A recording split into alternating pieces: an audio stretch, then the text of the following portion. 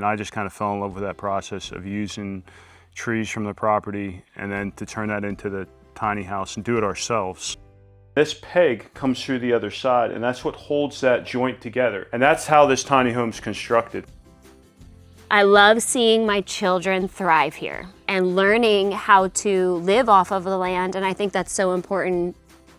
It's so much easier for me to make a living building cabins, but there's something about tiny homes, the affordability of them, and I really believe in them. As you lay here and you look this way, it is just such a neat look to see all these rafters. Come on in. Will you join me? Will you roll?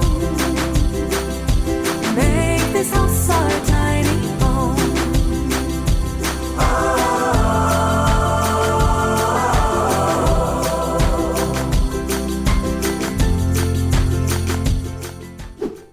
Hello, I'm Brian. And I'm Lauren, and we are PA Tiny Timbers, and we build these tiny homes.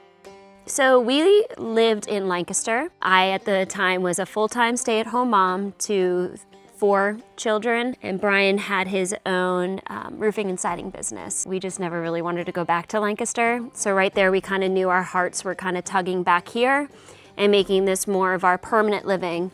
And it was during COVID, so it was the perfect timing for us to make that transition of selling his business and moving up here, and then just taking that leap of faith of, hey, what are you going to do next? We always had it in the back of our minds that if we ever had a place, that we would possibly look into a rental property type of thing and put a tiny house on whatever property that we had. And then it kind of was just in the back mind for a while until we actually moved up here. And then it became a potential for us to actually have one.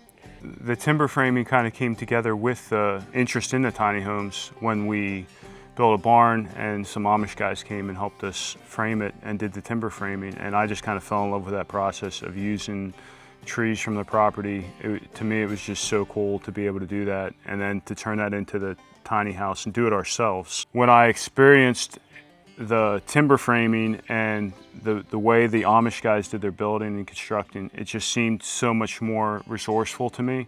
To be able to shorten the supply chain by cutting a tree down and making a timber frame tiny house, that kind of opened my eyes to something that was different and unique about the timber frame experience. And I don't know that I had any intention of being a tiny home builder. It just kind of fell into our laps after doing a couple of them, because it seemed like they sold pretty quickly early on, and then it just seems like we would get another order. But we knew for sure we wanted to build one and put one here as an Airbnb. If there was really no reason to leave other than trying something new and having this tug at our hearts to do something different. And so yeah, now we're here. So. This is the exterior of a 10 by 30 model that we constructed here at PA Tiny Timbers. Follow me and I'll take you around and show you a little bit. We have some vinyl double hung windows here, and we do put a outlet on the exterior of each unit close to the door.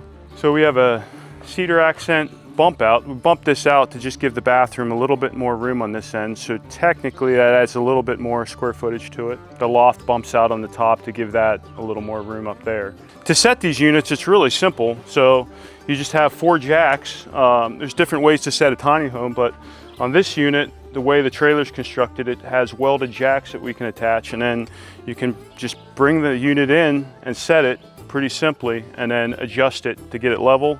And that's how this unit has been for 4 years now, I would say. So that's a really easy way to bring these units in. We do have a gas hookup.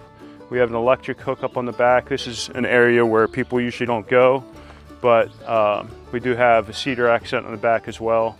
But this is the part that makes the unit work, and it's really important. So the trailer is a self-contained unit, I would call it. So it's completely steel plated underneath, and the insulation is in the frame of the unit. So that's what gives it its structure. It has steel purlins that go through it. So on this unit, we mounted the mini split on the back. It's pretty quiet, and this is where you get all your heating and cooling. This past winter, we just added the sauna, which is a really fun part of the experience, of the tiny home experience. You know, it is a smaller space, so having something else to do while you're here. So this is a wood-fired sauna. Has quite a bit of cedar accents just for maintenance. Also has a cold plunge that you can use. So this is where we sit. There's a lower bench and an upper bench. There's actually a 20-degree difference between this lower bench and this upper bench. So it gets really hot in here. The stones help hold the heat. It really is an authentic sauna experience. All right, I'm gonna take you over here and pass you off to my wife, Lauren, and she's gonna tell you all about the inside and what went into building this unit. Come on in. Welcome inside. On the walls here, you will see the actual joints of the true mortise and tenon. Mortise and tenon is a very traditional type of building where this is actually called a tenon. It's a peg made of oak. And so what this beam actually is this has what's called it has a notch in it, and that's what's called the mortise. And then this peg comes through the other side, and that's what holds that joint together. So we have one here, we have one here, we have one here. And that's how this tiny home's constructed. And we actually have the Amish come and help frame this tiny house for us. As you can see, we also have the wood flooring, bringing that nature into the tiny house. I think it's super important when we're in the woods, just to bring that natural look back in here. The white pine is just the first scent that you smell when you walk in. This space also has a full-size refrigerator, which is super convenient and super nice. And we currently do not have a washer dryer unit hooked up, but behind this refrigerator, we do have a stackable washer and dryer unit. So if we do decide at one point to put in a washer and dryer, we have that connection already there for a setup. As you come this way, we do have a full bathroom with a flushing toilet, which is pretty big in tiny houses. Sometimes we did have a composting toilet, but we switched over to a flushing toilet. You have your vanity and sink, and then we have a very large shower. And then we had custom build cabinets where we just keep our supplies in. So these tops here are cherry tops that were handmade by a local man here in our neighborhood. And then we just added some accent drawers here for extra storage, which is, I think, such a cute addition to the steps and just a unique way to bring in that extra storage. We also just have some more storage here for our cups and things like that. And then as you walk up these stairs, we have what I call our second bedroom loft, which is a full bed. So we have a full bed up here. With the slanted roof here, it's just kind of just a unique way to sleep up here. And as you come down, we have a galley kitchen with a sink, full sink, which is really nice. And then our stove is actually a propane gas stove and extremely spacious inside for all that cooking. And then here, Brian really wanted to keep our table natural. So he actually cut down the wood from our property and built this table. So this is a custom built table by my husband. Again, bringing that wood, bringing that nature here into the tiny home. And just like I said with the mortise and tenon work, my husband milled the trees off of our property to build this tiny house. Our first 3 tiny houses that we did build, we built with the trees off of our property, which just makes it even more just more special and more of a unique touch to a tiny house. So this is also a custom built stairs to get up to the second loft, which is just a nice cozy hangout area here. I have it set up so that if there are kids here, they can play and color. Guests love to come up here and read. They play their games and they just really can connect up here. And then as we come down here, our main bedroom, which is also another full-size bed. We just kept it nice and simple. Again, beautiful windows to let that natural lighting to come in. So they're being built on this property. We just constructed a barn. We had a lease, a 3-year lease at a building where we were building them close by, but I'm really looking forward to doing these next builds here at our property. It's just really nice to be able to work from home, to be closer to the family. And so this is actually, some of this wood is still even from what we used on the property.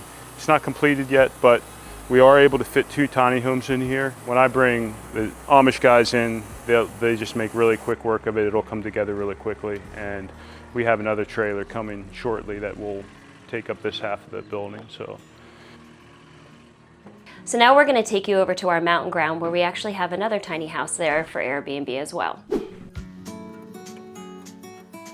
So this tiny house is an 8.5 by 30 and the look inside is completely different. We wanted to go with more of a conventional wall with this style and then do the mortise and tenon rafters up in our lofted area. We really wanted to bring in this really unique, what I call the house window, because it kind of looks like a tiny house window, here as our main focal point up against this wall.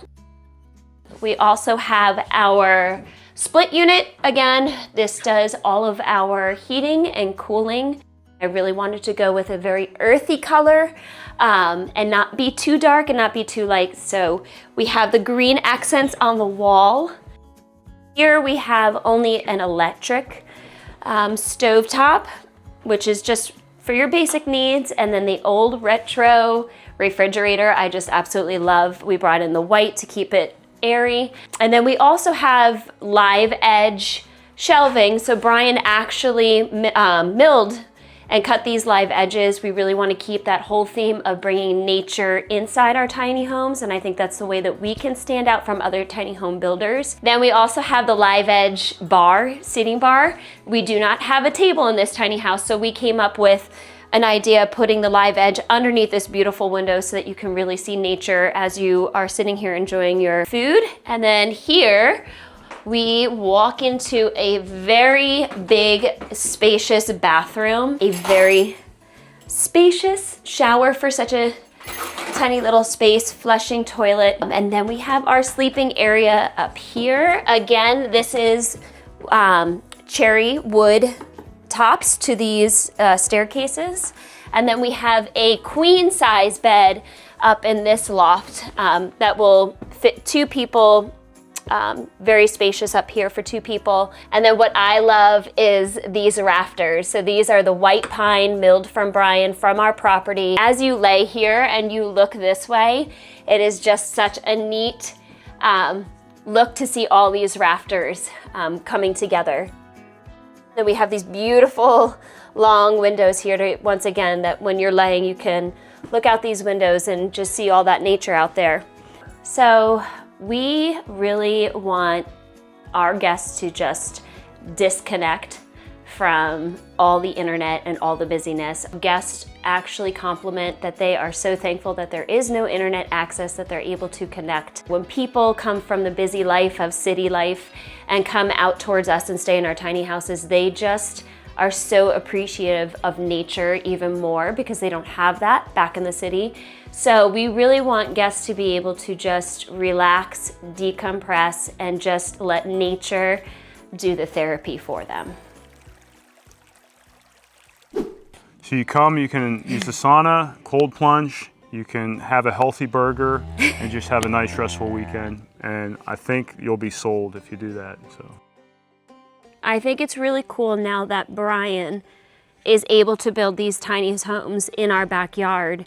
I hope that our boys and even our little girl can see the hard work that their father put in, but also he took the time to teach them those skills. I love seeing my children thrive here.